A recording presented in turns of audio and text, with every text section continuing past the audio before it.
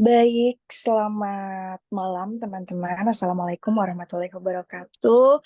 Terima kasih sudah hadir di acara Bincang Jurnalis yang kedua ya, di hari Selasa tanggal 17 Desember 2024. Meskipun kayaknya ini awal minggu pekerjaan lagi padat-padatnya sama ya.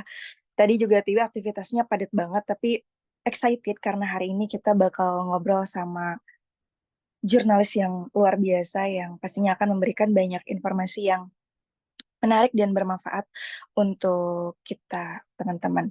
Nah, sebelumnya di Bincang Jurnalis yang pertama, kita sempat mengulas terkait juga berita instan etika bertahan, itu fokus gimana sih caranya jurnalis bisa tetap konsisten dengan etikanya.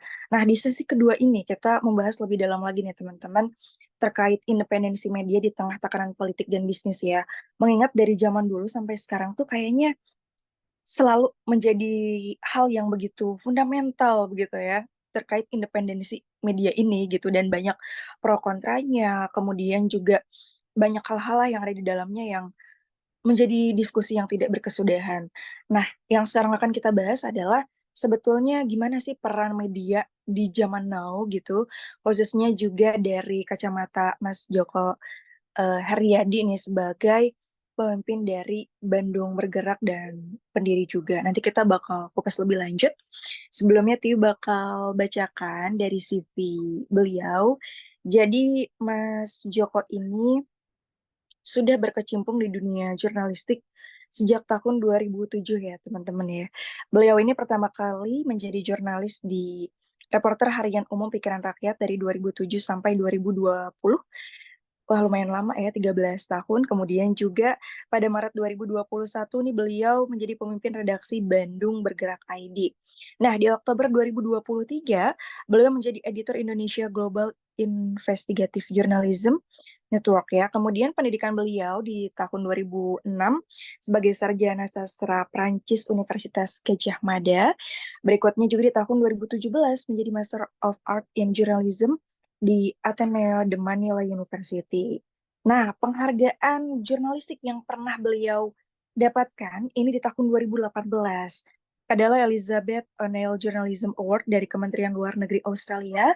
Kemudian karya jurnalisme investigasi terbaik tentang pajak oleh Perkumpulan Prakarsa. Di tahun 2016, beliau juga meraih penghargaan sebagai karya jurnalistik terbaik isu anak oleh UNICEF dan AJI Indonesia. Kemudian 2015, Anugerah Adi Negoro untuk reportase mendalam. Wah, luar biasa ya. Tidak hanya itu teman-teman, beliau juga menulis 2 buku di tahun 2017. Ada di balik tembok sekolah, wajah pendidikan dalam laporan jurnalistik. Kemudian di tahun 2021, di sini ceritaku titipkan, kesaksian jurnalis pikiran rakyat dari tengah disrupsi. Wah, luar biasa sekali untuk pengalaman dari Mas Joko. Tentunya kita sudah penasaran ingin langsung ngobrol-ngobrol. Kita sapa dulu. Selamat malam, Mas Joko. Halo, selamat malam Teh Tiwi. Selamat malam teman-teman, terima kasih sudah melonggarkan waktunya. Ya, sehat ya Mas ya? Sehat Teh, makasih.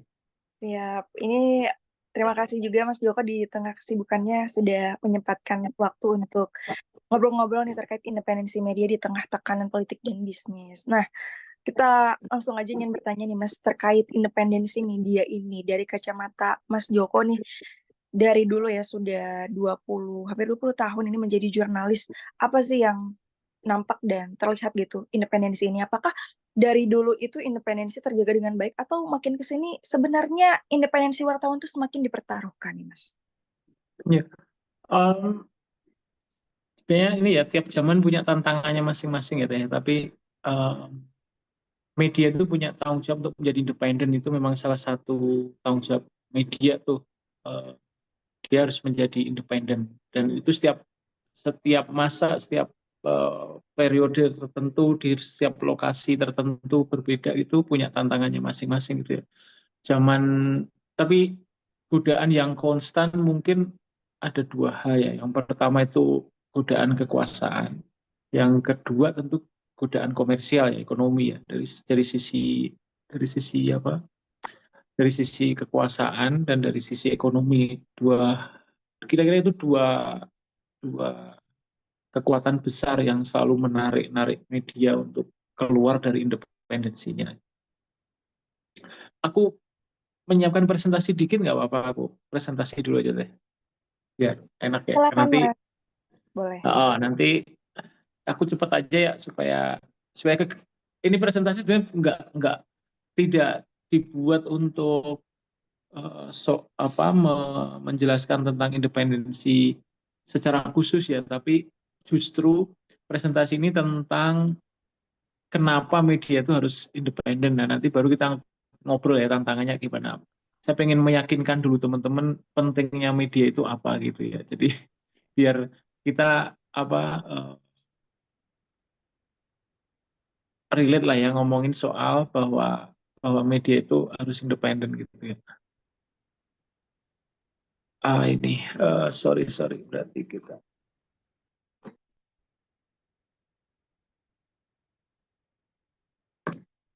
ini terlihat ya, Teh ya. Terlihat Mas, aman. Oke, aku mulai dari sini ya teman-teman biar maksudnya ini presentasi untuk meyakinkan kenapa penting untuk memberi memberi perhatian pada media, beri dukungan bagi media-media independen yang bagus, yang independen itu kenapa penting gitu. Kira-kira presentasinya tentang inilah. Nah, saya memulainya dari cerita lapangan ya, sekian tahun lampau gitu ya. Suatu pagi itu pemerintah Kota Bandung lah ya memberitahu akan ada penyegelan reklame di Jalan Merdeka. Nah, kita tahu begitu Pemkot memberikan pengumuman itu, maka belasan puluhan wartawan akan datang ke lokasi dan meliput gitu ya. Ada reklame besar namanya Videotron karena sudah elektronik ya, bukan hanya gambar ditempel. Dan ketika ditertibkan ya betul memang Satpol PP datang hari itu dan menyegel Videotron. Dan teman-teman bisa menebak dan ini akan terjadi di hari ini gitu ya. Berita-berita tentang penyegelan itu akan turun 1 jam setelah peristiwa, bahkan mungkin ada yang lebih cepat kali ya, atau 2 jam setelah peristiwa, atau 3 jam setelah peristiwa gitu. Dan kalau teman-teman cermatin, teman-teman baca semua berita tentang penyegelan video terlalu menjadi sangat seragam, yaitu eh, pemerintah dalam hal ini Satpol yang lalu menjadi heroik ya, menjadi heroik sekali. Ada yang melanggar lalu ditertibkan, aparat pemerintahan datang dan menyegel itu. Seolah sangat heroik gitu ya. Ada yang melanggar, pemerintah datang menertibkan gitu. Nah, kira-kira itulah gambaran liputan yang bisa diperoleh dalam hitungan menit atau jam. Informasi yang diperoleh akan sangat sangat dasar, sangat basic, dan lalu menjadi seragam. Teman-teman bisa mendapatkan cerita seperti ini di sekian banyak isu, di sekian banyak kasus, di sekian banyak kejadian. Berita-berita lalu isinya menjadi seragam dan hanya menampilkan satu versi fakta. Nah, yang tidak terjawab dari berita-berita yang dibuat dalam hitungan menit atau 2 jam, 1 jam, 2 jam, 3 jam itu adalah seringkali banyak hal yang tidak terungkap. Misalnya, dalam berita-berita ini nggak ada tuh pemilik videotronnya siapa, nilai videotron itu berapa, sejak kapan dia tayang, lalu seperti apa kok bisa tayang dan tiba-tiba menjadi ilegal misalnya, dan lalu ditertibkan, disegel. Emang iya yang masang baru sehari kemarin, kan nggak mungkin. Videotron tuh masangnya bisa berminggu-minggu tuh. Modalnya 1 miliar lebih memasang seperti ini. Nah, lalu yang saya lakukan adalah waktu itu masih di pikiran raya ya, belum di Bandung Bergerak, belum bikin Bandung Bergerak. Yang saya lakukan adalah lalu menyediakan 2 bulan, kalau nggak salahnya 2 bulan, 3 bulan, mencari tahu fakta-fakta yang tersembunyi dari peristiwa penyegelan itu gitu. Benar-benar 2 bulan. Ya tentu sambil ngerjain liputan yang lain tapi dicicil gitu. Nah, dari liputan yang panjang itulah lalu banyak lapisan fakta terungkap gitu. Peristiwa siang itu bukan hanya soal Satpol PP, aparat pemerintah yang bagi pahlawan menertibkan videotron yang melanggar, reklame yang melanggar. Tapi dengan ketemu puluhan orang, datengin banyak tempat, lalu mengolah banyak data, saya jadi tahu bahwa riwayat Videotron itu panjang untuk sampai muncul di Jalan Merdeka, jalan yang sangat premium, Dago turun langsung itu nggak mudah, mudah. Pemiliknya, lalu ketemu pemiliknya, ketemu ormas yang membackingi pemilik memasang Videotron itu, lalu mendengarkan banyak cerita bahwa pemerintah menjanjikan ini tapi nggak, jadi nggak hitam putih, jadi lalu fakta itu bisa sangat kompleks, bisa sangat rumit, bisa sangat menarik lapisannya sebetulnya. Nah, yang lalu eh, apa yang juga ditemukan dalam liputan yang dikerjakan secara mendalam ini adalah bahwa satu titik yang bermasalah itu merupakan bagian dari berapa waktu itu? Mungkin 11 ribuan titik reklame yang bermasalah di Kota Bandung. Nilainya bisa ratusan miliar. Jadi eh, jurnalis itu seperti itu, wartawan tuh seperti itu. Kerja-kerja kerja-kerja pers harusnya sampai ke situ.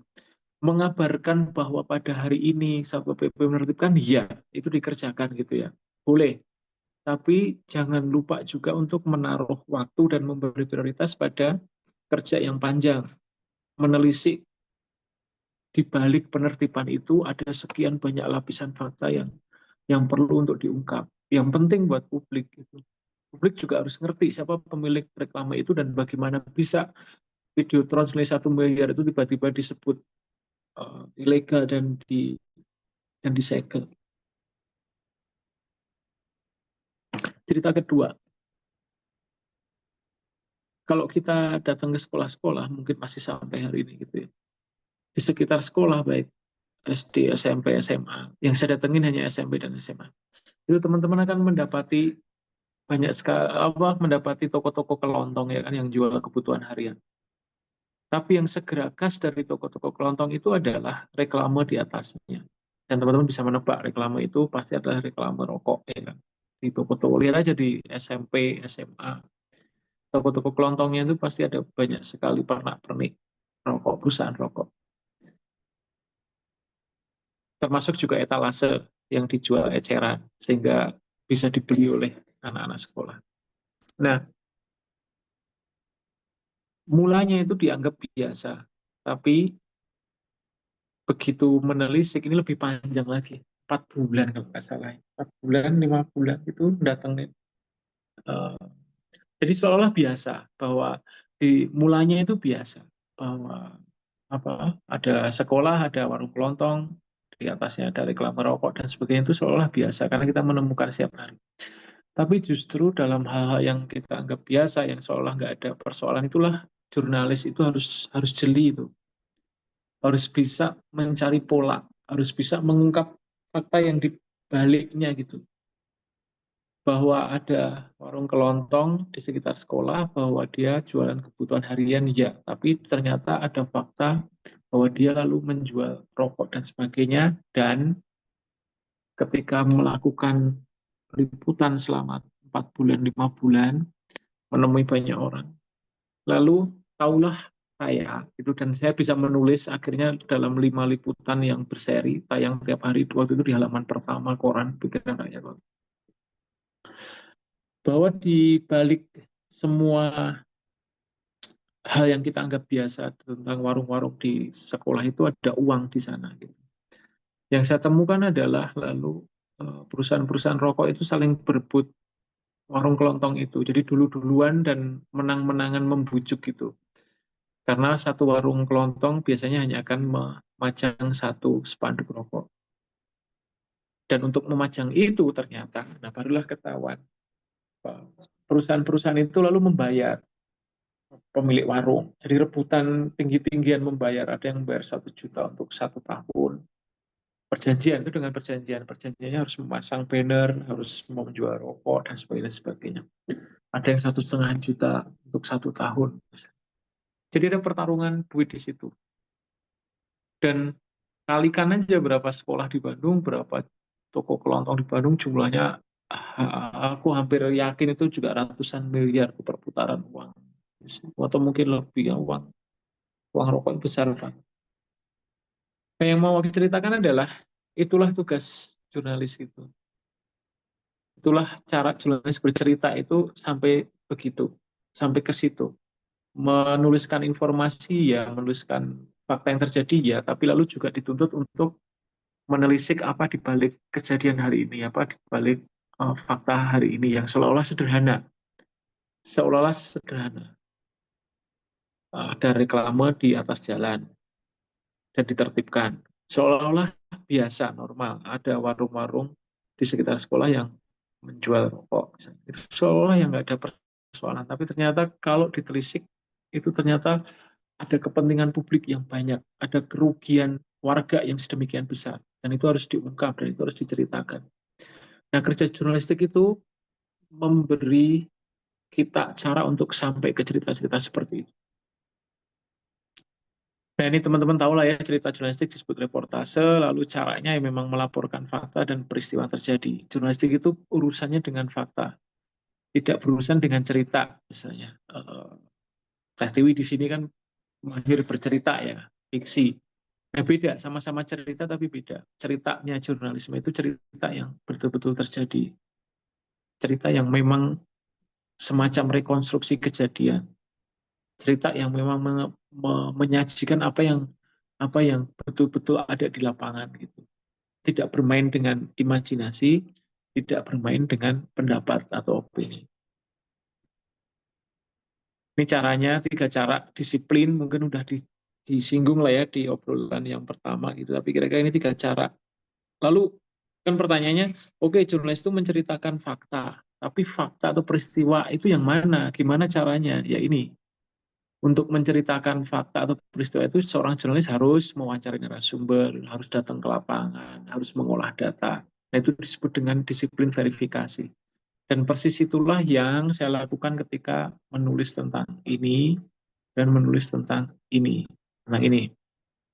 Ya, itu semua turun ke lapangan bahkan sampai beberapa bulan, mewawancarai narasumber bahkan sampai beberapa puluh, mengolah data yang cukup banyak. Gitu. Ini kira-kira panduan narasumber bisa jadi diskusi yang lain, tapi kira-kira kita mengenal beberapa narasumber, ini data. Nah, lalu intisarinya kerja jurnalisme itu seperti ini. Gitu ya. Untuk setiap kabar yang datang, maka seorang wartawan, seorang jurnalis, pers, media itu harus melakukan kerja verifikasi. Nggak boleh mendapatkan informasi lalu segera mempercayai dan apalagi segera menyebarluaskan gitu ya. Nah, itu bukan tipikal jurnalisme lah ya. Kalau jurnalisme ya harus diverifikasi dulu, bahkan ketika informasi itu datang dari orang yang sangat dekat dengan kita, sangat kita percaya, bagaimanapun ya kita harus skeptis, harus harus merasa perlu untuk mencari ke sumber lain seperti apa, merasa perlu untuk mencari di tempat lain diceritakannya gimana, dan seterusnya. Nah, yang kanan ini adalah meme atau ungkapan atau apa ya? Ini sebenarnya semacam metafor sih ya, yang aku rasa menggambarkan secara tepat jurnalisme. Jadi intinya adalah kalau di dalam satu ruangan ada A dan B dan kamu jurnalis, si A bilang di luar itu hujan, si B bilang di luar tidak hujan. Maka tugas jurnalis adalah meliput fakta yang terdalamnya. Kamu boleh membuat tulisan misalnya pada hari ini A bilang di luar hujan, sementara B bilang di luar tidak hujan. Lalu kamu mengetik dan menyebarluaskannya ke seluruh dunia. Apakah itu fakta? Fakta. Tapi fakta apa? Fakta bahwa 2 orang berdebat dalam satu ruangan. Nah, kadang tugas jurnalis nggak cukup sampai di situ. Melaporkan 2 orang yang sedang berdebat dengan alasan bahwa pembenarannya adalah dua-duanya sudah dikutip, cover both side misalnya. Itu kan salah satu prinsip jurnalistik tuh. 2 pihak sudah diwadahi itu pendapatnya, jadi tugasku sebagai jurnalis selesai. Si A bilang hujan, si B bilang tidak hujan. Ya kan udah 2 pihak diwadahin, diberi tempat. Lalu kita ketik, kita sebarluaskan. Nah, kadang kerja jurnalis itu nggak cukup sampai situ. Yang harus dilakukan adalah jurnalis yang buka jendela, buka pintu, lalu kalau perlu didobrak, kalau memang dikunci, lalu lihat di luar itu hujan atau enggak. Nah, yang dituliskan adalah lalu di luar itu hujan atau enggak. Bahwa kalau A benar ya enggak, ya terserah. Bahwa A benar gitu ya. Bukan berarti kita membela A, tapi karena memang A mengucapkan apa yang menjadi fakta bahwa terjadi hujan. Nah, tugas jurnalis kadang sampai sejauh itu. Karena kadang kebenaran itu memang ditutup-tutupin, kayak hujan yang tidak bisa kelihatan dari ruangan yang tertutup. Karena memang sengaja jendelanya ditutup, pintunya dikunci. Maka tugas jurnalis kadang harus mendobrak itu. Dia harus sampai ke fakta bahwa di luar hujan atau enggak. Tidak berhenti di perdebatan di luar hujan, yang lain lagi bilang di luar tidak hujan. Nah, kenapa harus ketat? Karena disiplin jurnalisme itu melayani kepentingan publik. Nah, ini lalu berurusan dengan tadi tekanan politik, tekanan ekonomi. Nah, yang menjadi benteng bahwa jurnalisme itu masih dibutuhkan, menurutku ya ini, bahwa kerja jurnalisme itu pertama-tama itu adalah kerja untuk melayani kepentingan publik.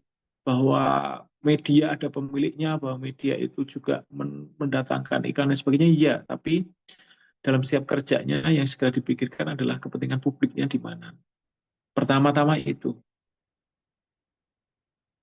Nah, ini kode etik sangat mungkin sudah dibahas di pertemuan pertama, tapi teman-teman akan lihat di situ poin yang kita obrolin tentang independensi itu misalnya itu ada di poin 3 misalnya tidak mencampurkan fakta dan opini. Lalu ada juga di poin 6 mempertahankan prinsip-prinsip kebebasan dan keberimbangan dalam peliputan. Gitu ya. Jadi bebas tapi berimbang.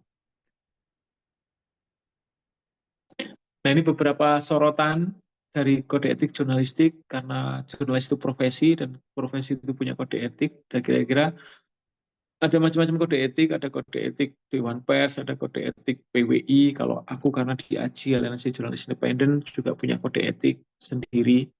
Meskipun semuanya tidak ada yang bertentangan, hanya detail-detail kecil aja yang mungkin memisahkan beda dikit gitu. Tapi semangatnya sama sebetulnya. Nah, kira-kira ini beberapa sorotan, salah satunya tentu independensi.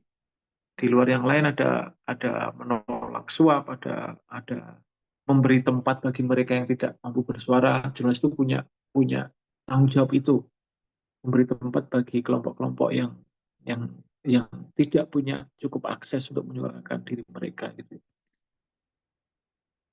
Kita nanti bisa ngomongin soal independensi. Ini salah satu contoh kecil lah ya, contoh ringan soal Taman Sari seperti ini gitu ya. Lalu memakai data verifikasi ada beberapa item, beberapa keyword tentang Taman Sari yang bisa dijadikan berita kita makin kaya, perusahaan makin kaya. Dalam hal ini soal lelang, dokumen lelang. Nah, lalu ketahuanlah bahwa ada satu permasalahan apa serius tentang pemenang lelang di rumah di Taman Sari misalnya. Nah, ini sekedar alur untuk menggambarkan bahwa kadang liputan tuh nggak bisa selesai dalam hitungan menit dan jam. Ya. Nggak semua liputan bisa selesai dalam hitungan menit dan jam. Kalau ingin menggali cerita lebih dalam, lebih jauh, sangat mungkin kita harus melonggarkan beberapa jam lebih lama. Atau bahkan beberapa hari lebih banyak. Itu poinnya. Ini kira-kira definisi jurnalis, teman-teman bisa melihat gitu ya. Mencari, memperoleh, memiliki, menyimpan, mengolah, menyampaikan informasi secara teratur. Sekarang kita ngomongin wajah jurnalis hari ini. Zaman dulu, karena teman-teman pecinta sejarah kan ya ini. Kalau sebelum internet, itu apa koran itu menjadi sangat, dan media ya, koran, majalah, media itu sangatlah tanda kutip berkuasa ya, dominan sekali gitu. Yang bisa menyebarkan informasi itu kan yang hanya koran, selain pemerintah ya, selain pemerintah dengan corong-corongnya gitu. Koran itu begitu diandalkan. Dan teman-teman tahu bahwa kemunculan koran independen di Indonesia waktu itu masih Hindia Belanda, itu sangat beririsan dengan munculnya gerakan organisasi modern di awal abad 20 gitu ya. Artinya generasi pertama, generasi kedua orang didikan Bumi Putra, didikan kolonial dengan politik etis itu kan orang-orang Bumi Putra boleh bersekolah.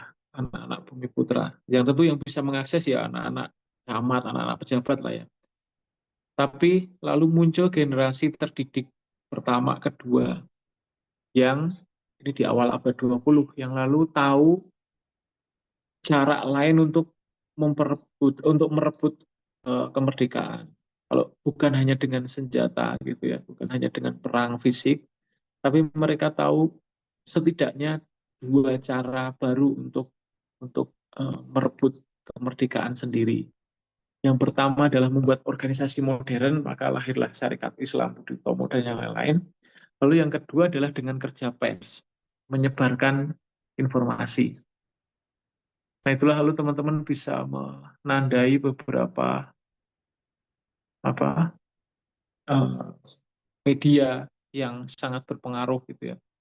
Tentu ada Medan Priai di situ, ada Dunia Bergerak yang lalu kata bergeraknya dipakai untuk dipinjam oleh Bandung Bergerak. Lalu ada Pikiran Rakyat ya Soekarno ya.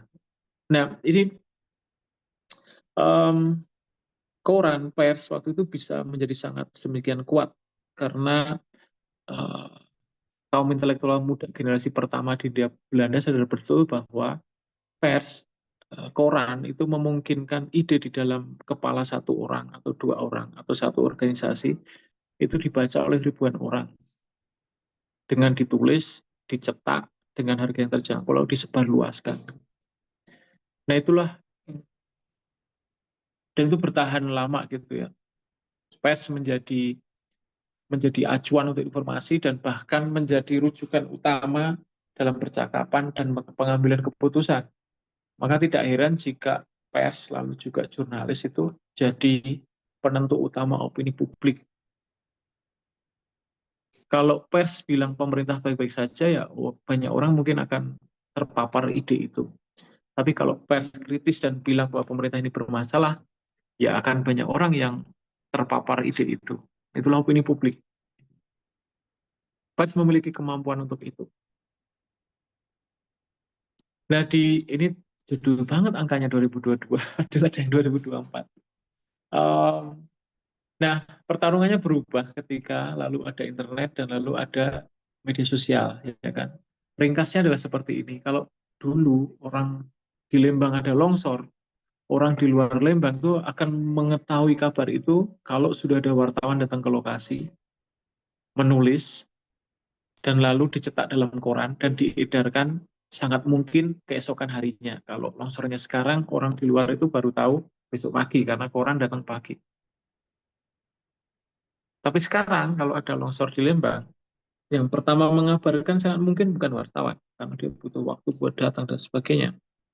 Yang sangat mungkin mengabarkan ke dunia adalah warga sendiri yang selamat gitu ya. Merekam foto, merekam video, lalu menguploadnya ke Instagram, Twitter, dan banyak platform yang lain. Dulu Facebook yang populer. Jadi nggak perlu nunggu, jurnalis nggak perlu nunggu wartawan gitu.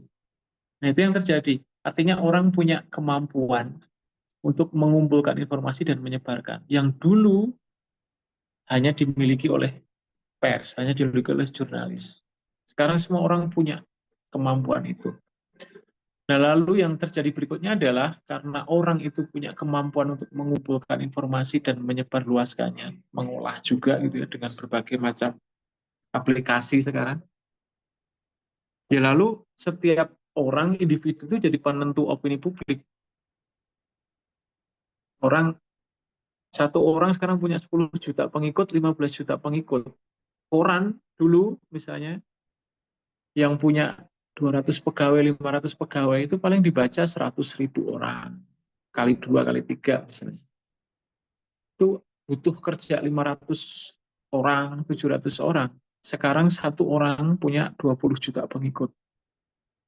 Jadi apa yang mau dia katakan ya akan banyak orang terpapar. Kalau dia bilang calon presiden ini oke, ya pengikut-pengikutnya akan terpapar isu itu. Atau kalau dia bilang sebaliknya, menjadi kritis bahwa presiden ini nggak becus kerjanya, ya dia akan menjadi sosok penting dalam penentu opini publik. Ini wajah pers hari ini yang tadi teman-teman mungkin sangat relevan dengan percakapan kita hari ini. terakhir kira-kira ada 30.000, 40.000 media daring di Indonesia. Kalau teman-teman perhatikan ya banyak dari mereka yang lalu eh, memberitakan semua yang viral, berebut klik, ya kan? Judulnya bombastis dan sebagainya. Itu yang terjadi sekarang. Lalu yang repotnya adalah lalu verifikasi faktanya menjadi eh, ketinggalan. Dan jurnalisnya yang paling bawah itu ya makin kusut, makin tertekan. Teman-teman sekarang mungkin tahu bahwa jurnalis sekarang harus bikin 5 berita, 7 berita per hari gitu ya. Kalau editor harus menaikkan 10, 15, 20 berita per hari dengan kerja yang sudah sangat apa berat lah ya. Ini kira-kira yang disebut dengan apa eksploitasi yang dilakukan oleh media hari ini karena tekanan itu tadi, tekanan bisnis terutama, tekanan ekonomi, karena demikianlah cara bertahan hidup gitu. Jadi memberitakan orang berdasarkan ya, fisiknya misalnya, mengeksploitasi informasi pribadi kalau teman-teman lihat misalnya dalam berbagai kasus gitu. Itu yang terjadi. Belum lagi kalau kita ngomongin secara politik misalnya, dalam setiap hajatan politik pers akan berlomba-lomba untuk merapat ke satu pihak dan sebagainya. Itu yang terjadi hari ini.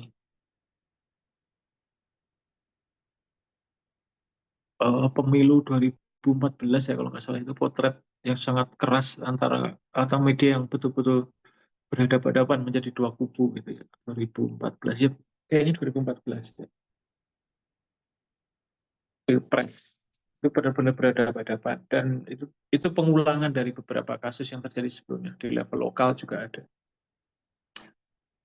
Ini berita-berita kita hari ini ada teroris tapi yang dituliskan tentang fisiknya, kegantengannya misalnya. Tidak menuliskan ini jaringannya gimana, gimana bisa direkrut, apa yang perlu dipelajarin dari kejadian ini, apa yang bisa dihindarkan dan sebagainya. Tapi yang dieksploitasi seperti ini. Dan ini kondisi yang atau kejadian yang kita sama-sama kita ingat lah ya. Kita ingat betul kejadian ini di Bandung karena TKP-nya di Bandung tuh. Jadi waktu itu di Twitter bilang dianiaya dan pers tanpa verifikasi lalu mencomot informasi di Twitter itu dan menayangkan dan gemparlah seluruh negeri gitu ya. Nah pertanyaan adalah kalau kondisinya seperti itu, media seperti itu, lalu jurnalisnya punya beban berat seperti itu, apa yang bisa dilakukan? Gitu? Apa nggak ada yang bisa dilakukan? Gitu ya. Nah saya dalam keyakinan kalau pers itu memang banyak banyak salah sekali kekeliruan, tapi tidak suci ya dia. Cuman masih ada pentingnya lah gitu ya. Gitu ya. Ini beberapa pentingnya kerja pers menurut saya gitu, mengabarkan kebenaran, melayani publik, memantau kekuasaan dan membela yang dipinggirin. Bagi saya ini beberapa hal yang masih bisa diandalkan dari kerja pers gitu. Melakukan liputan seminggu, sebulan gitu, membuat cerita-cerita yang nggak ada di tempat lain dan sebagainya. Menurut itu yang masih perlu dikerjakan oleh pers yang masih bisa. Misalnya pers juga masih bisa diandalkan meskipun dia juga membuat kekeliruan, kesalahan dengan mengeksploitasi kematian sosok terkenal gitu, sosok yang terkait dengan orang terkenal. Tapi dia juga misalnya yang kanan itu adalah bisa memberi alternatif berita yang lain gitu tentang seorang anak yang juga tenggelam dan di Bandung dan tidak tersorot oleh media. Ini liputan-liputan yang memberi perhatian bagi teman-teman kecil minoritas yang menurutku pers masih bisa diandalkan untuk ini gitu. Siapa lagi yang mau melonggarkan waktu atau punya apa kemauan dan kemampuan untuk seminggu sebulan meliput isu-isu yang nggak akan laku gitu ya di di pasaran gitu. Ya pers yang harus melakukan. Lagi-lagi bekal utama pers menurutku yang mahal adalah ya independensinya dan juga keteguhan pada fakta ya disiplin verifikasi gitu. Jadi kalau bilang independensi itu kenapa penting ya sekali lagi ini Karena pers masih diandalkan untuk ini. Kenapa independensi itu penting gitu. Kalau nggak independen ya nggak akan bisa memberitakan seperti ini. Kalau dia ditekan oleh pengiklan, dia ditekan oleh penguasa, ya gimana bisa mau memberi perhatian pada kelompok marginal. Yang dipentingkan ya pasti yang punya modal kan yang dilayanin karena ditekan modal. Kalau ditekan kekuasaan ya gimana mau memantau kekuasaan gitu kan. Nah itu kenapa independensi lalu menjadi penting. Ini kerja inilah ya kita bisa lewat ini kondisi sekarang yang bisa dilakukan lah ya visual dan sebagainya. Ini terakhir mungkin yang bisa kita lakukan bareng-bareng meskipun teman-teman juga bukan jurnalis gitu ya sebagian sebagian ada yang jurnalis mungkin gitu. Tapi kira-kira ini beberapa hal yang menurut saya bisa dilakukan gitu. Ya kembali ke disiplin dasar verifikasi setiap pada kode etik dan mungkin juga belajar hal baru, ikut pelatihan dan juga berjejaring itu penting berorganisasi, membuka persahabatan bukan hanya dengan sesama jurnalis tapi juga dengan teman-teman yang sekarang gitu. Lintas disiplin itu akan selalu penting, selalu membantu gitu ya. Kerja-kerja lintas disiplin gitu. Bagi saya sekarang bukan lagi soal monopoli siapa paling tahu, tapi soal kerja bareng, kolaborasi, irisannya apa. Pers dengan sejarah misalnya, kerja jurnalistik dengan kerja kesejarahan, apa yang bisa dikerjakan bareng. Nah, menurutku itu apa petualangan-petualangan baru dari jurnalis, dari media, itu yang menurutku sangat menarik untuk dieksplorasi gitu ya. Melakukan kerja-kerja bareng dengan kelompok-kelompok yang lain, dengan disiplin-disiplin yang lain. Oke, paling itu sih. Kita ngobrol-ngobrol aja, tapi ini sekedar pengantar kenapa independensi pers itu perlu untuk dibela, perlu untuk dijaga gitu. Kira-kira inilah ya apa yang bisa dibagikan. Itu teh mungkin teh teman-teman kita ngobrol-ngobrol aja lah ya. Oke, siap. Luar biasa sekali ya pemaparannya ini komprehensif dari awal ceritanya, kemudian kali kenapa kita harus independen, karena Ambil minum dulu ya teh ya sebentar. ya Mas Joko, karena tadi banyak sekali hal-hal yang sebetulnya perlu kita gali ya teman-teman ya, yang tidak bisa gitu kalau oleh, ya kalau bukan wartawan siapa lagi. Teman-teman boleh banget yang mau bertanya by chat atau langsung. Mungkin ada Fauzi juga, Pak Fauzi mau nanya boleh ya. Terus Teh Anda dari era ID boleh silakan. Kak Eka juga yang mau tanya-tanya. Boleh, boleh, boleh, boleh banget sambil kita menunggu. Iya, sudah ya, Mas Joko ya. Oke, teman-teman, apakah ada yang mau bertanya by chat atau langsung? Nanti boleh langsung raisan aja. Oke, Kak Ilham ternyata yang bertanya ya. Silakan Kak Ilham, boleh open mic atau open cam juga boleh, silakan. Assalamualaikum warahmatullahi wabarakatuh. Waalaikumsalam. Perkenalkan nama saya Ilham Komarudin. Eh, maaf teh tadi sebelumnya nggak kejawab, saya lagi di jalan tadi, jadi nggak dijawab tadi waktu pertama. Siap, nggak apa-apa Kak Ilham, aman. Eh, saya punya cerita sih sebenarnya nggak nanya. Jadi saya tuh seorang pedagang kaki lima di salah satu jalan di Bandung. Saya juga mempunyai teman atau eh, sesama pedagang lah ya. Dia berjualan koran. Jadi minat baca eh di kota Bandung teh apa minat bacanya menurun, tapi tidak tidak untuk kalangan yang sudah tua. Nah, waktu itu juga saya juga lihat di salah satu jalan, dia juga sama pedagang koran juga. Saya lihat tuh saya lihat sekitaran jam 12 12 siangan. Eh, Masih banyak lah korannya. Udah gitu, terus sama yang dirasakan teman saya juga di pedagang juga di pasar juga. Jadi sedikit miris lah. Jadi melihat apa kondisi pedagang koran yang dulunya dia mengantar ke setiap rumah, dari rumah ke rumah, terus sampai sekarang hanya berdiam atau dia asongan ke setiap di stopan-stopan kayak gitu sih. Cukup ya sedikit miris lah lihatnya gitu. Oke, segitu aja teteh. Maaf kalau kata-katanya sedikit ini soalnya masih ini masih belajar saya juga. Siap. Terima kasih. Siap, terima kasih Kak Ilham ya. Ini jadi sedikit cerita ya. Mas Joko mau menanggapi boleh Mas? Ya, Nun kan ya, ceritanya. Ya, itu yang terjadi ya kalau koran sekarang memang dalam 10 tahun, 20 tahun terakhir udah kelihatan turunnya gitu ya.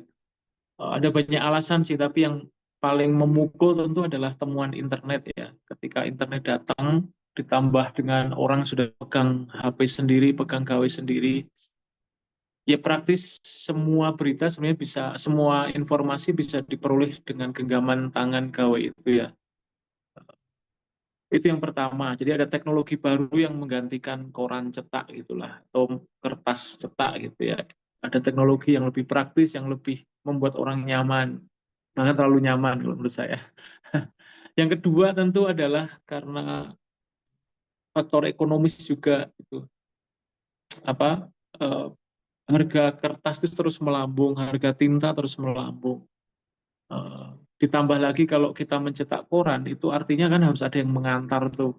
Ada apa?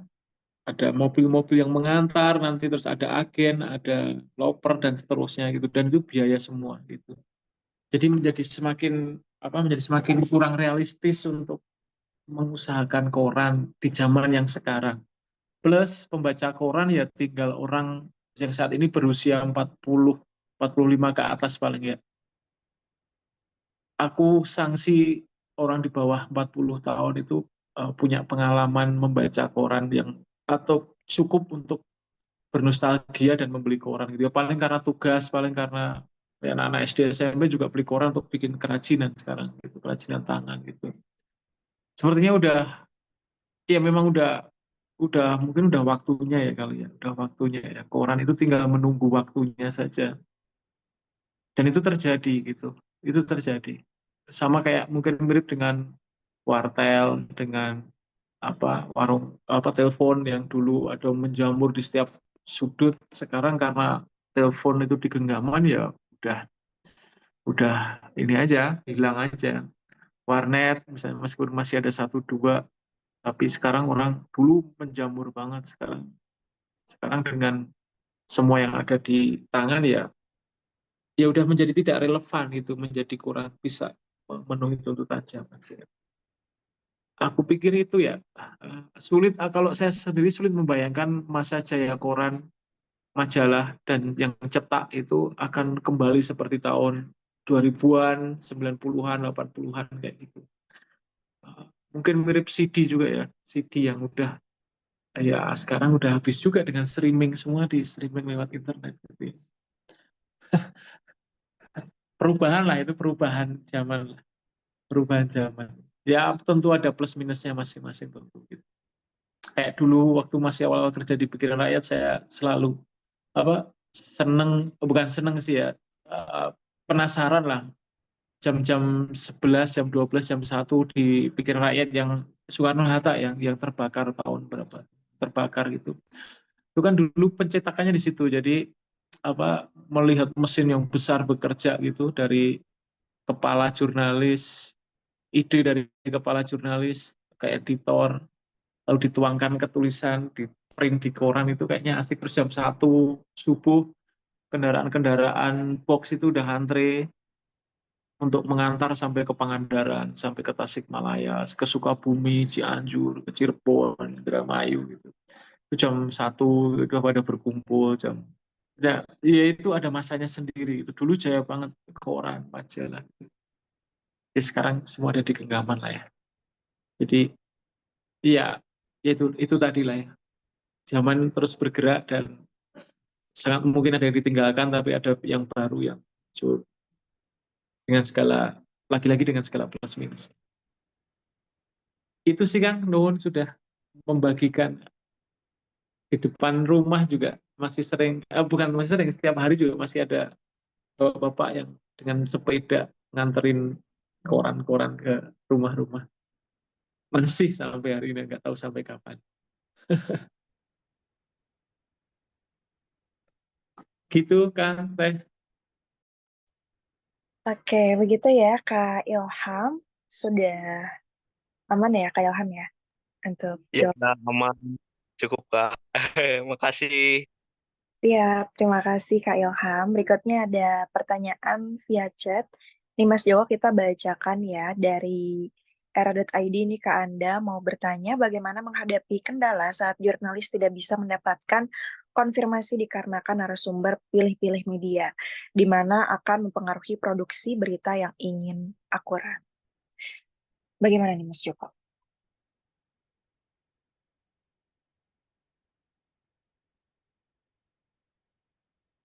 Halo Mas Joko, masih di mute ya? Oh iya, sorry. Ya, Kak Anda ini kan senior ya, mestinya udah inilah. Pura-pura nanya aja ini Anda ini. Um, Narasumber yang pilih-pilih media. Um, Agak tricky ya, maksudnya memang ada narasumber yang seperti itu. Nah, kuncinya adalah lalu menurutku adalah yang bisa dilakukan ya, itu membangun membangun kepercayaan dan sebagai jurnalis, sebagai pers, sebagai media, cara terbaik membangun kepercayaan adalah dengan membuktikan dengan karya yang bagus, dengan karya yang solid, dengan karya yang tidak bias, dengan karya yang bermutu, dengan karya yang betul-betul menaruh kepentingan publik di situ gitu. Nah, bagiku itu yang cara terbaik untuk me- meyakinkan narasumber bahwa kita mampu dan kita capable dan kita memang layak dipercaya untuk sebuah wawancara, untuk sebuah liputan gitu ya, untuk kesempatan ngobrol misalnya. Bagi saya itu sih ya jalan yang bisa diambil gitu ya, membuktikan dengan karya. Kalau misalnya, kalau ini kepentingan untuk yang segera misalnya butuh hari ini dan narasumber benar tidak mampu misalnya, kalau membangun membangun rekam jejak dengan karya itu kan mungkin butuh waktu ya, jangka menengah atau bahkan mungkin jangka panjang gitu setelah beberapa kali liputan membuktikan liputannya oke bermutu gitu. Tapi kalau misalnya pas dibutuhkan dan tidak bisa narasumbernya misalnya apa yang dan tidak mau misalnya apa yang dilakukan ya dengan jurus lingkaran narasumber tadi kamu bisa mencari orang lain yang mungkin relatif sama capable-nya sama kapasitasnya dengan orang yang menolak itu satu yang bisa diusahakan. Yang lain mungkin kalau memang dia memilih-milih media mungkin karena medianya, maka maksudnya karena kamu kerja di media yang mungkin tidak belum belum dia kenal dan sebagainya. Nah, cara meyakinkan mungkin adalah dengan mendekati lingkaran terdekat narasumber, lalu yang kamu kenal ya. Jadi minta untuk dijembatanin dengan narasumber, minta supaya narasumber diyakinkan bahwa orang ini benar-benar jurnalis, benar-benar bekerja untuk media dan bisa atau layak mendapatkan waktu untuk wawancara beberapa menit misalnya, sebagainya. Nah, aku pikir itu yang bisa dilakukan, beberapa hal yang bisa dilakukan. Itu pentingnya lalu membangun jejaring ya, membangun network. Sehingga ketika ada satu, sehingga ketika ada satu ini yang nggak bisa, lalu bisa melakukan hal yang lain. Ketika satu jalan buntu, kamu bisa memiliki alternatif. Itu pentingnya jaringan, jejaring. Sorry sebentar.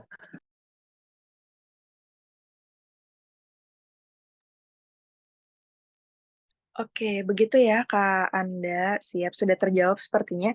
Dari teman-teman boleh banget yang mau bertanya, ada Kak Cep Rahmat, Kak Mela, Kak Rizky Aprizal juga bebas nanya apa aja kalau ada yang belum jelas ya, atau juga hal-hal nih yang selama ini mengganjal gitu terkait dunia jurnalistik, nggak harus selalu terkait independensi, tapi apapun boleh ditanyain ya.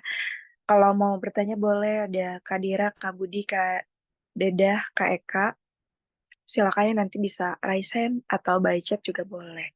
Nah, sambil menunggu teman yang lain bertanya, ini kita ngobrol lagi nih sama Mas Joko lagi mungkin ya, terkait dari independensi media nih, Mas Joko, untuk di tahun 2024 ini kan terus tadi ada pergeseran dan lain sebagainya. Kalau menurut Mas Joko, berapa persen sih media yang independen dan media yang ternyata juga ya udah hanya pro bisnis aja tanpa memperdulikan nilai-nilai jurnalistik yang harusnya diangkat ya, wartawan, media gitu sebagai watchdog atau sebagai pilar keempat demokrasi. Ini gimana nih menurut Mas Joko?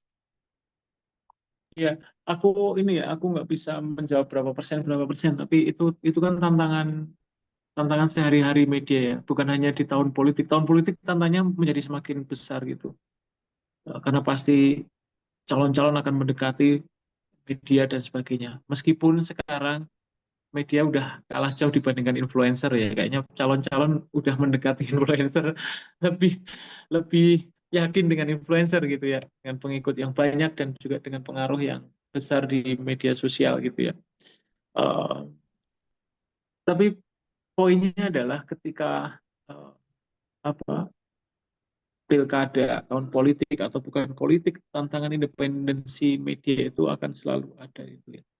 Kalau dari sisi politik ya tentu akan tahun politik ya godaan dari untuk membela satu atau memberikan dukungan ke satu paslon tertentu misalnya. Nah yang jelas-jelas itu menyalahi prinsip independensi dan tidak ada toleransi sebetulnya bagi jurnalis dan bagi media untuk melakukan itu gitu. Mestinya yang dilakukan media adalah memberikan informasi yang komplit lengkap tentang para calon itu sehingga pembaca lalu punya pertimbangan yang cukup untuk memilih gitu. Bukan berdasarkan apa emosional dan sebagainya, tapi berdasarkan pilihan yang rasional gitu. Harapannya kan seperti itu. Tapi kondisi kita hari ini kan teman-teman juga mengalami betapa apa media sosial itu lalu menjadi pertarungan yang betul-betul brutal lah ya, media sosial kita itu. Dan itu yang terjadi, maksudnya eh, media sosial menjadi memiliki peran yang semakin krusial, semakin kuat dalam pembentukan opini publik dalam atau dalam konteks BKD ya dalam meraup suara. Itu media sosial sekarang menjadi sangat signifikan perannya gitu. Kalau di luar tahun politik bukan berarti tekanan terhadap independensi media itu lalu lalu nggak ada. Ya ada, mungkin kadarnya aja yang berkurang sedikit sedikit. Misalnya sehari-hari juga kan ada pemerintahan daerah, Pemkot, Pemkab yang pasti akan pengennya adalah citranya itu bagus dan sebagainya. Dan lalu ada banyak cara yang lalu dipakai juga, misalnya. Di luar itu ada kepentingan ekonomi, kepentingan untuk bertahan dari korporasi, perusahaan, mereka yang pengen menaruh iklan dan pengen citranya lalu baik di mata publik misalnya. Nah, tekanan-tekanan seperti itu akan selalu ada. Dan yang bisa dilakukan media sebenarnya memang pertama-tama memperkuat di dalam, ya, memperkuat apa? Kalau di jurnalisme itu ada namanya pagar api redaksi. Jadi redaksi itu gini, media itu pers, bagaimanapun kan sebuah institusi bisnis.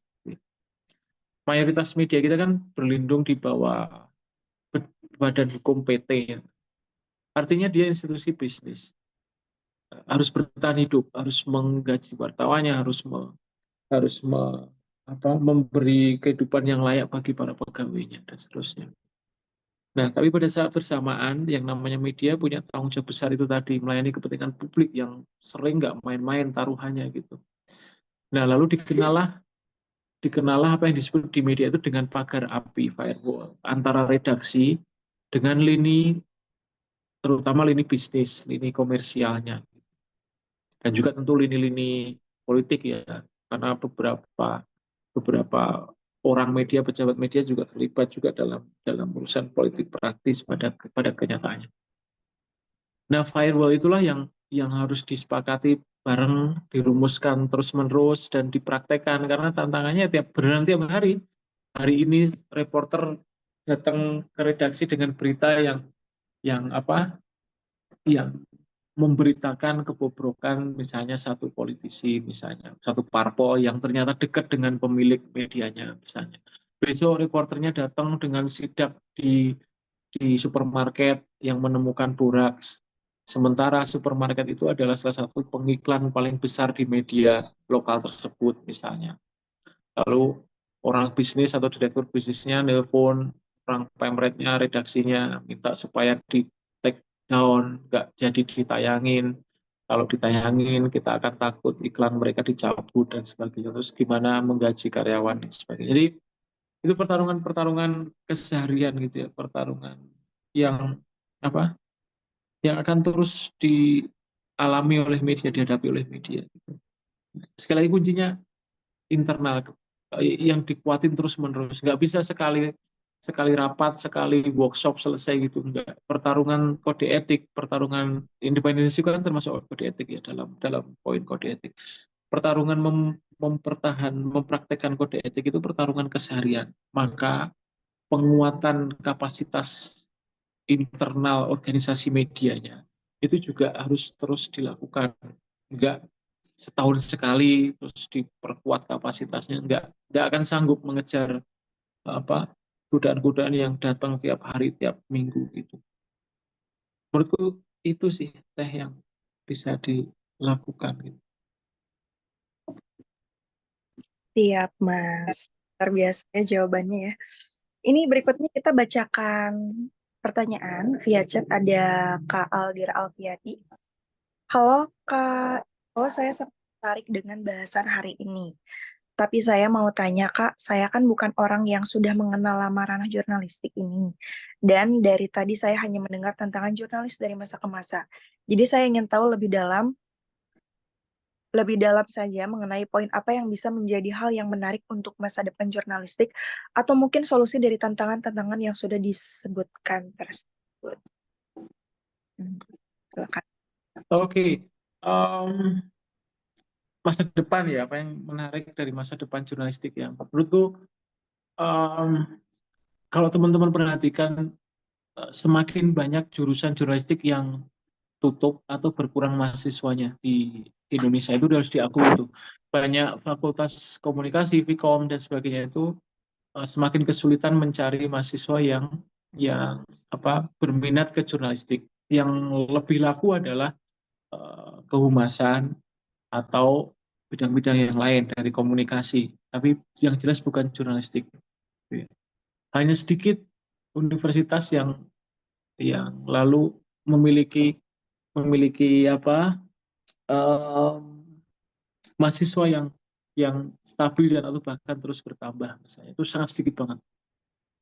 Banyak perguruan tinggi di Bandung dan juga di kota-kota lain di Indonesia itu semakin kesulitan menarik minat orang muda untuk belajar jurnalistik atau menjadi jurnalis. Dan mungkin itu tidak bisa disalahkan dengan kondisi pers, kondisi media seperti hari ini yang benar-benar kepayahan lah ya. Tidak seperti 10, 15, 20, 30 tahun lalu yang menjadi jurnalis itu masih menjadi idola banyak orang dan jurusan jurnalistik itu masih jadi sangat favorit gitu. Sekarang banyak kampus secara sadar mengurangi beberapa mata kuliah yang terkait dengan jurnalisme gitu. Karena memang itu minatnya sedikit, bisnisnya gelap, suram lah ya. Minat audiensnya mahasiswanya juga kayaknya turun gitu ya. Tapi yang dan ditambah lagi tantangan hari ini dan hari ke depan kan. Jurnalisme ini kan sudah dihantam oleh media sosial, udah banyak orang berpindah ke media sosial, banyak informasi berpindah ke sana, banyak pengaruh berpindah ke sana. Ditambah lagi bisnisnya juga berat gitu kan. Udah kesulitan mendapatkan iklan, kesulitan bertahan dan sebagainya. Kamu akan mendapatkan banyak cerita tentang jurnalis yang diupah tidak layak, jurnalis yang apa mendapatkan penghasilan yang sangat pas-pasan, pas-pasan pakai banget gitu. Itu cerita-cerita yang udah bertahan sekian tahun lah. Ditambah lagi kalau ngomongin masa depan, ada tantangan AI yang juga menjadi isu besar dalam jurnalisme gitu ya. Sejauh apa AI ini akan mendefinisikan ulang jurnalisme atau sejauh mana AI itu akan membuat jurnalis, membuat media itu lalu menjadi semakin tersudut, semakin kepayahan gitu. Itu tantangan hari ini gitu. Tapi kalau kalau kalau aku melihat dari sisi optimistisnya, mungkin masih ada beberapa hal yang bisa membuat jurnalisme menarik. Yang pertama tentu balik ke yang dasar, bahwa jurnalisme itu mengajarkan orang untuk disiplin memverifikasi, mengajarkan orang untuk merawat rasa ingin tahu, merawat rasa penasaran, merawat rasa tidak segera percaya, tidak dengan mudah terpercaya dan terperdaya oleh informasi gitu ya. Dan menjadi kritis semacam itu, menjadi kritis ya, bersikap kritis itu menurutku sebuah keterampilan yang akan berharga gitu ya, akan berharga. Bahkan apalagi di zaman sekarang yang ketika semua informasi bisa dengan bebas mampir ke kita, maka menjadi kritis itu mungkin sebuah keterampilan yang sangat berharga. Dan disiplin jurnalis itu mengajarkan kita untuk membangun sikap kritis itu dari awal gitu. Kita dituntut untuk banyak bertanya, kita dituntut untuk tidak mudah percaya, kita dituntut untuk menemui banyak orang. Sorry. Mungkin itu yang akan menarik ya buat jurnalis di masa depan ya. Plus selain menjadi kritis mungkin apa ya, tahan banting kali ya, karena kalau kamu jadi wartawan beneran kamu harus datang ke banyak tempat, kamu harus ketemu banyak orang baru, kamu harus menahan rasa segan, me, apa mengurangi dikit-dikit rasa malu ketemu orang, kamu harus harus mau untuk belajar banyak hal gitu ya. Dan juga yang ketiga mungkin yang menarik dan masih relevan dari jurnalisme itu adalah networking kali ya, jejaring yang mungkin akan banyak karena kamu dipaksa ketemu banyak orang, kamu dipaksa untuk wawancara. Hari ini ketemu tukang becak yang demo, siang sorenya ketemu wali kota, besok ketemu pakar dari ITB, besok lagi ketemu peneliti dari soal tanaman misalnya karena ada temuan tanaman tertentu di sana misalnya. Besoknya lagi ada ada isu tentang gempa bumi, kamu nelpon pakar gempa misalnya dan bercakap-cakap dengannya. Nah, mau nggak mau kamu kan harus dipaksa harus belajar membaca dan dipaksa ketemu orang baru, kenalan dengan mereka. Nah, itu beberapa beberapa hal yang tanda kutip mahal ya dari jurnalisme gitu ya. Yang juga mungkin kemewahan tanda kutip ya, kemewahan jurnalisme. Boleh nggak boleh jurnalisme itu eh, berat gitu, hidupnya ya. Tapi mungkin masih ada beberapa hal yang bisa dibanggakan ya. Sikap kritis itu, tahan bantingnya dan juga eh, jejaring dan kemauan untuk terus belajar gitu.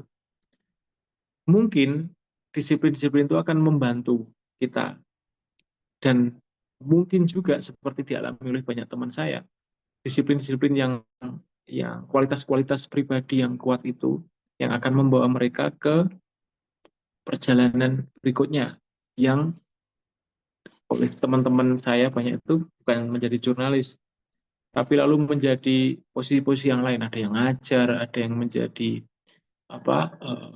juru bicaranya NGO internasional, sekarang banyak jurnalis, ada yang lalu menjadi penulis, ada yang macam-macam.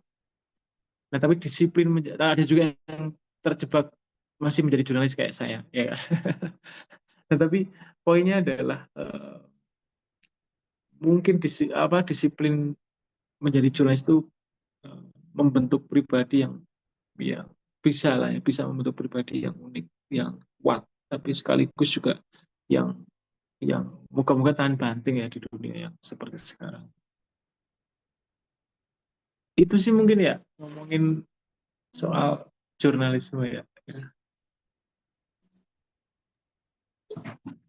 Begitu ya, Kak Aldira. Katanya juga udah aman ya, Kak Aldira, yang jawabannya.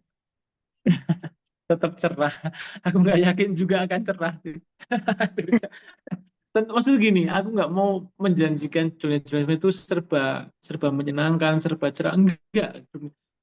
Menjadi jurnalis itu betul-betul kayak jalan ninja aja. Kalau hari ini ya, kalau benar-benar jadi jurnalis ya, bukan jurnalis yang sekedar sekedar cari duit, sekedar sekedar cari duit sebanyak-banyaknya lah. Cari duit itu harus, tapi cari duit yang sebanyak-banyaknya dan harus itu menurutku nggak masuk akal kalau kamu menjadi jurnalis, nggak masuk akal. Maksudnya jalannya memang nggak mudah. Aku nggak akan bilang menjadi jurnalis itu serba menyenangkan. Kamu akan jalan-jalan ke banyak tempat, kamu akan ketemu banyak orang, kamu akan punya kesempatan ke luar negeri dan sebagainya. Iya, ada itu, gitu. Ada kesempatan itu. Dan kalau kamu benar jadi jurnalis dan menjadi jurnalis yang bagus, yang kuat, itu kesempatan itu akan datang. Misalnya kayak aku beasiswa juga karena jurnalis kan, dapat beasiswa gitu dari Jerman waktu itu. Nah, itu kan karena jurnalis dan ada peluang itu. Hari ini juga banyak jurnalis yang kuliah ke luar negeri itu banyak, masih ada banyak. Cuman jalannya nggak akan mudah gitu.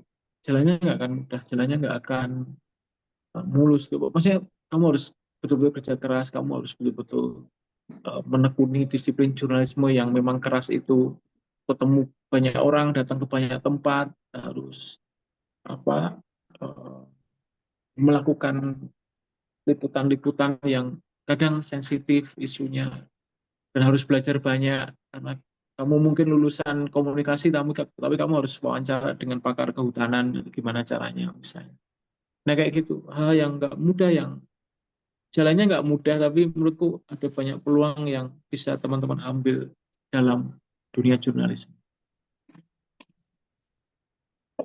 Oke, siap. Begitu ya, Kak Aldira. Kata Kak Aldira, terima kasih atas jawabannya yang membuka mata saya mengenai masa depan jurnalis yang sepertinya, oh tadi ya sudah dijawab ya, akan tetap cerah. Banyak yang berdampak baik untuk society, semangat terus para jurnalis. Terima kasih, Kak Aldira.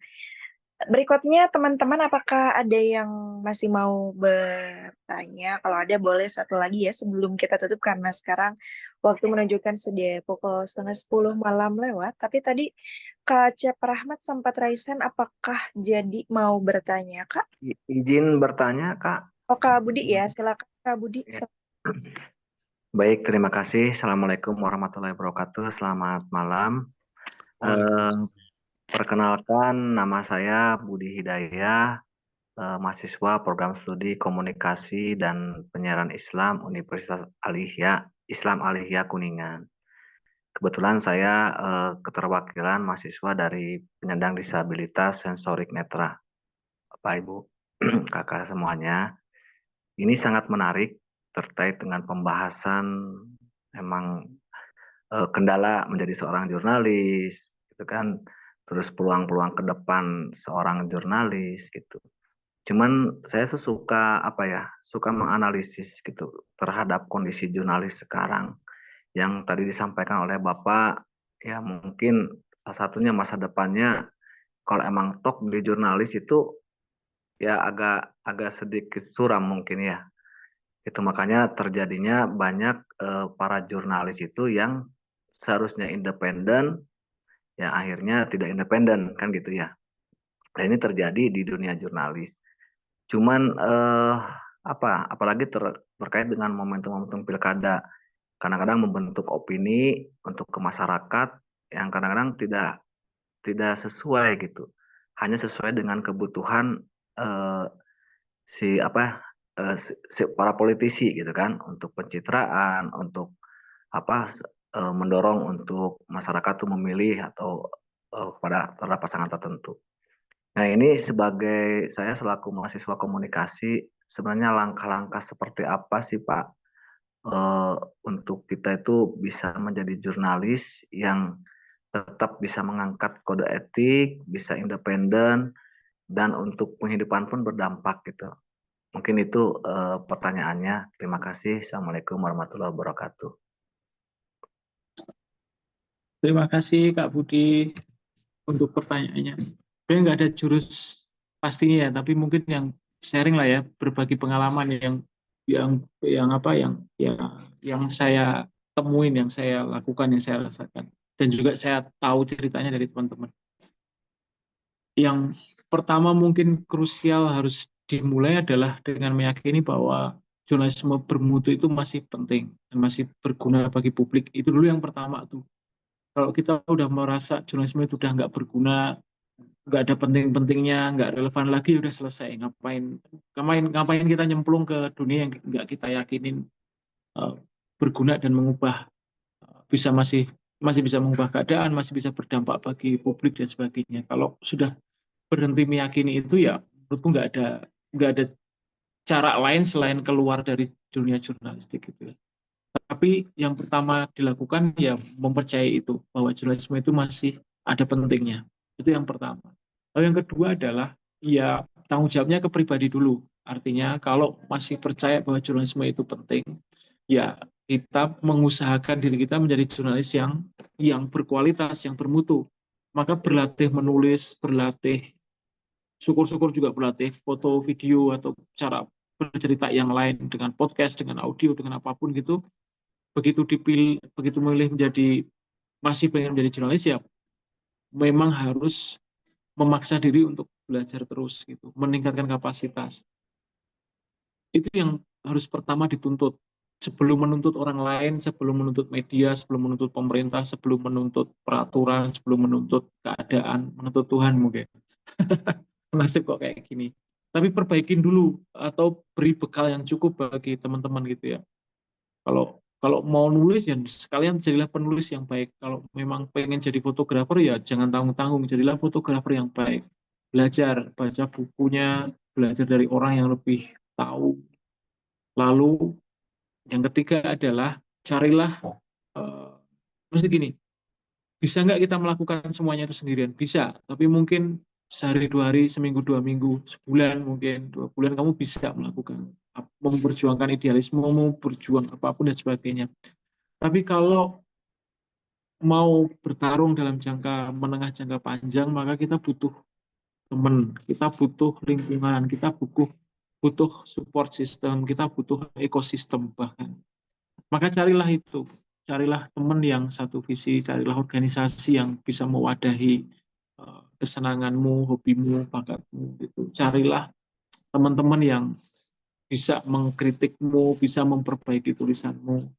Kalau sudah mau bekerja menjadi jurnalis, ya carilah media yang sama visinya denganmu, yang akan membuatmu makin kuat, bukan justru mengeksploitasimu sebagai sebagai sebagai karyawan, sebagai buruh semata, tapi yang menghargaimu sebagai pribadi, yang menghargaimu sebagai orang yang mempunyai kepedulian untuk melihatmu berkembang gitu. Dan carilah media, carilah organisasi yang seperti itu gitu. Um, yang keempat, terbuka pada peluang. Artinya gini, kalau kita sudah memperkuat kapasitas pribadi kita, kita sudah masuk organisasi dan mengasah keterampilan kita di situ, atau syukur-syukur bahkan sudah bekerja di media, maka rajin-rajinlah mencari peluang dan mengambilnya. Salah satu caranya adalah untuk memperbesar peluang atau memperbanyak peluang ya dengan bersosialisasi, berjejaring lah ya lebih tepatnya.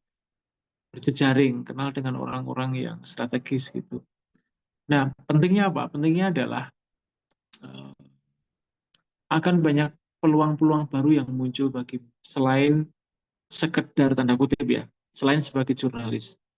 Kamu bisa misalnya lalu mendapatkan peluang-peluang baru. Kalau dalam praktisnya ya mungkin pendapatan-pendapatan baru. Misalnya kalau kamu memang benar-benar jadi jurnalis yang bagus, tulisanmu oke, karena kamu bekerja keras untuk itu. maka sangat mungkin akan ada tawaran bagimu untuk memberi pelatihan, akan ada tawaran bagimu untuk terlibat dalam pembuatan buku, penulisan buku. Orang akan meminta jasamu untuk mengedit tulisan. Orang akan melibatkanmu dalam tim kerja tertentu, dalam kajian tertentu misalnya. Karena orang tahu kamu piawai dalam menulis. Atau kalau kamu menjadi reporter dan menaruh perhatian khusus pada isu tertentu, isu pendidikan, isu lingkungan atau apa, misalnya, maka dalam forum-forum yang sesuai dengan minatmu itu, mungkin kamu akan bisa bisa mendapatkan peluang, bisa diandalkan dan sebagainya. Um, Selain itu ya tidak ada salahnya juga sih jurnalis berjualan baju, berjualan dan banyak beberapa teman melakukan itu. Um, Ya mau nggak mau kalau kalau kondisi memang betul-betul apa betul-betul mepet dan mengharuskan kita memang memang harus mencari pendapatan yang lain ya carilah tapi dengan cara yang bermartabat gitu, dengan cara yang bukan dengan memanfaatkan pekerjaan wartawan, bukan dengan mengeksploitasi profesi wartawan lalu melakukan hal yang jauh menyimpang dari kode etik. Mungkin itu ya yang terbayang sekarang gitu. Kalau sekarang saya juga selain jurnalis juga ada ngajar terus ya beberapa kali dimintain ngasih pelatihan kayak gitu. Ada juga dalam apa proyek-proyek penelitian kayak gitu yang yang ya yang bisa inilah bisa dilakukan gitu. Tapi kuncinya memang pada peningkatan kapasitas diri lalu ya membangun itu membangun membangun rekam jejak yang bagus dan seperti yang saya obrolkan tadi gitu rekam jejak jurnalis yang paling bagus adalah karya mereka gitu ya karya kalian gitu itu rekam dibandingkan ngomong ke banyak orang ceritakan segala macam biarin karya teman-teman yang bicara gitu menurut itu sebaik-baiknya seorang jurnalis membangun rekam jejak itu paling Kang Budi yang bisa diobrolkan. Ya, terima kasih ke atas pemaparannya. Mungkin nanti bisa apa? eh, ini hanya mengusulkan aja Kak. Bisa mungkin untuk peningkatan potensi kemampuan maksimalkan jurnalis dari penyandang disabilitas. Gitu. Kebetulan saya kan disabilitas tunanetra Pak Kak gitu. Mungkin bisa nanti untuk apa kajian ataupun penelitian gitu untuk optimalisasi kinerja jurnalis dari disabilitas tunanetra gitu misalkan ke Oke. depan ada. Nuhun Kang di Bandung tuh kalau nggak salah ada komunitasnya juga kan di Bandung.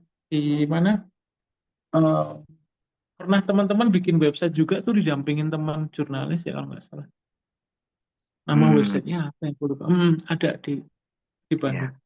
Karena kami juga ini Kak sekarang itu kan untuk apa meningkatkan eksistensi khususnya disabilitas tunanetra, memang kami juga melakukan apa mengajukan pelatihan-pelatihan kayak untuk konten kreator gitu kan.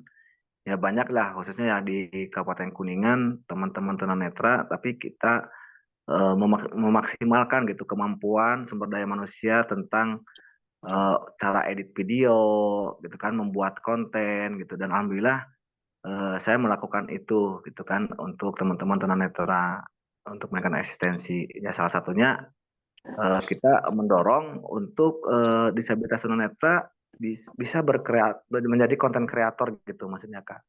Dan alhamdulillah ini dijadikan satu apa ya untuk pengetahuan ke masyarakat bahwa tunanetra itu tidak hanya dikenal dengan apa namanya sebagai pemijat tapi mempunyai kemampuan lain khususnya bisa apa tidak buta teknologi gitu kan kita juga bisa gitu ya mungkin nanti bisalah kalau ada mah untuk pelatihan ataupun apa kajian tertentu terkait dengan jurnalis gitu yang dari disabilitas gitu Kak. Terima kasih. Nuhun Kang Budi.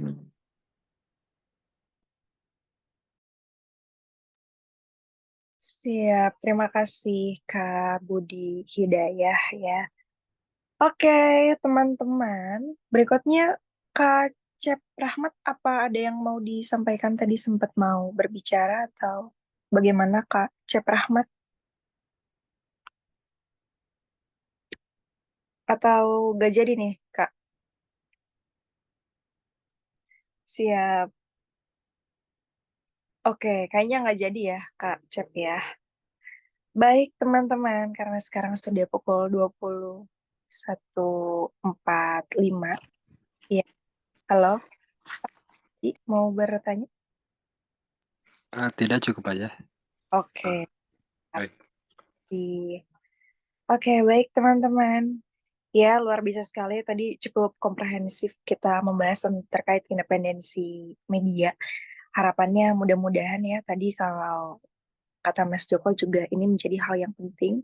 Meskipun banyak tekanan baik dari sisi politik, bisnis, ya semoga lagi ya kita doakan dari media bisa terus memberikan yang terbaik kepada masyarakat untuk mendidik, memberikan informasi, dan menjadi kontrol sosial. Dan tadi buat teman-teman juga yang memang ingin meningkatkan karirnya ya untuk punya masa depan atau karir yang baik di bidang jurnalistik, karya adalah salah satu hal yang harus kita optimalkan. Mudah-mudahan teman-teman juga yang saat ini sedang kuliah di bidang jurnalistik ya bisa memanfaatkan dengan baik sehingga nanti bisa menjadi jurnalis, bukan hanya bisa menulis, tapi juga bisa bermanfaat dan memberikan sesuatu kepada masyarakat. Sekali lagi terima kasih untuk Mas Joko untuk kesempatan di malam hari ini. Terima Sehat kasih, Teh. Terima kasih, teman-teman. ya, dan teman-teman juga yang nanti ingin mengikuti kegiatan lainnya, boleh banget follow Instagram Bincang Jurnalis.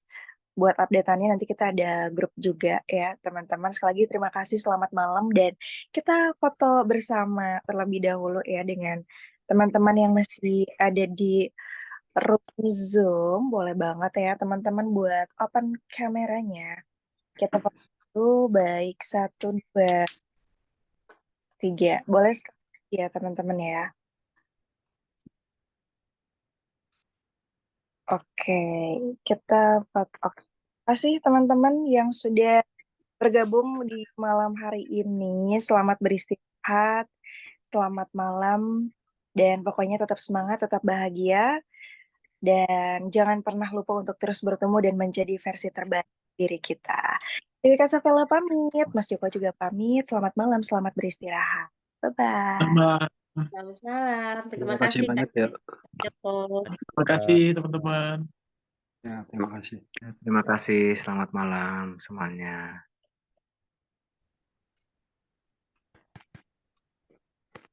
Salah ikut tangan.